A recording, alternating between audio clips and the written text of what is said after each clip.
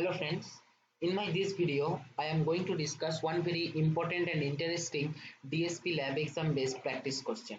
Okay, so this is based on digital filter design and the problem statement is determine the type of filter from the pole zero plot of a discrete time system given below. Suppose you are given the pole zero plot like this.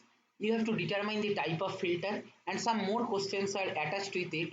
Derive the transfer function for the pole zero plot and draw the magnitude response and phase response for the transfer function. Okay, so let us go step by step. Type of filter. Just observe the pole zero plot carefully and try to define or try to determine the magnitude response, that is magnitude response for this particular filter. So I am drawing for 0 to pi, which is our main point of interest frequency range.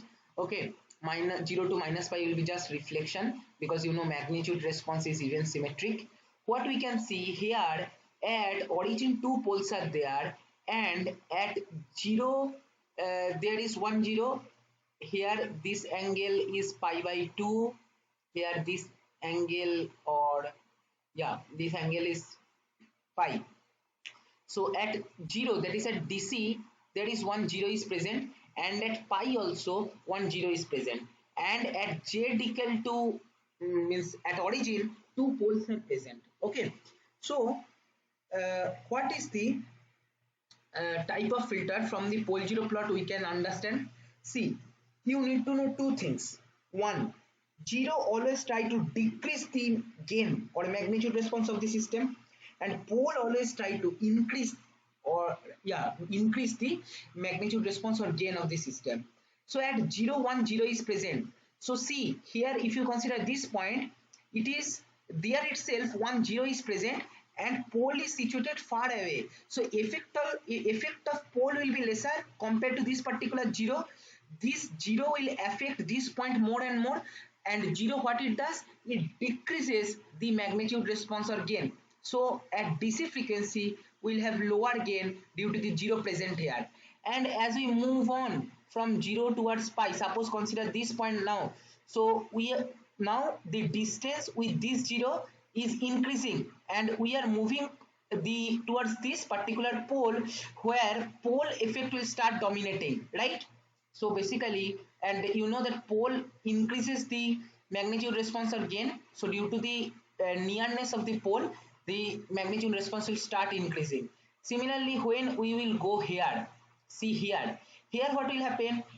Here compared to these two zeros, you can clearly understand, you can apply Pythagoras theorem and you can understand, compared to this particular zeros, the pole is very much near, and pole always try to increase the response of the system. So basically here in the middle part we will get very high gain, and again when we will move further from pi by 2 to pi, what will happen, we are moving closer to this particular 0, and 0 decreases the gain or magnitude response. So as a result, again our magnitude response or gain will decrease. So this kind of filter we will get. If you extend this particular response from minus pi to 0 also, then you know that magnitude response is even symmetric with respect to y-axis. So basically this kind of filter we will get. And what is this filter? This is nothing but one band pass filter, because we can see at lower frequency gain is less, at high frequency also gain is less, somewhat in middle the gain is high. So this is one band pass filter. So we can conclude from this particular pole zero plot, this is one band pass filter. Now moving ahead, transfer function, which is very simple. See, at origin two poles, so origin equation is what, z equal to 0, we can say. Here two poles are there, so 2z equal to 0, that is 2 roots of z should be there. So pole will be z square, because if you do performance here, denominator equal to 0, z square equal to 0, that means 2 roots of this polynomial will situate on the 0 itself. So z equal to 0, right? This is number one case. And what about the numerator?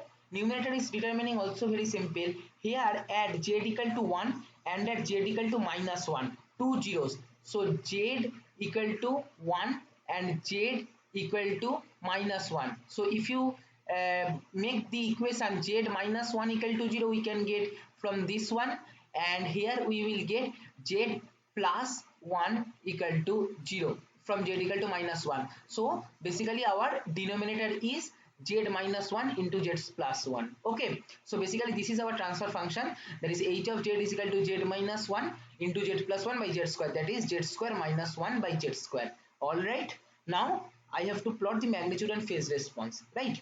So what will be the numerator coefficients? Z square, this numerator is basically z square plus 0z minus 1. So numerator will be coefficient is 1, 0, minus 1, and denominator coefficient is z square only. So 1, 0, 0, because z square plus 0z plus 0. We can say like this, right? So that's what I have written here. CLC, clear all, close all. If you want, you can write warning of also. Omega equal to minus pi with one small increment to pi, because we have to plot the magnitude and phase response, that is continuous waveform. So that small increment I have taken, numerator and denominator coefficients we are defining, then freqz num comma dem comma omega, plot the magnitude response using APS of h, plot the phase part using angle of h, and this is what is our magnitude and phase response. From the magnitude and phase response itself we can conclude that this is one band pass filter, as we have tried to plot from the pole zero plot, same magnitude response we are getting here also. This is one band pass filter, right? So this kind of question may come in your digital signal processing lab exam. Practice with different kind of pole zero plot. In internet you will get lots of this kind of problem statement. This is all for my this video. Thank you for watching.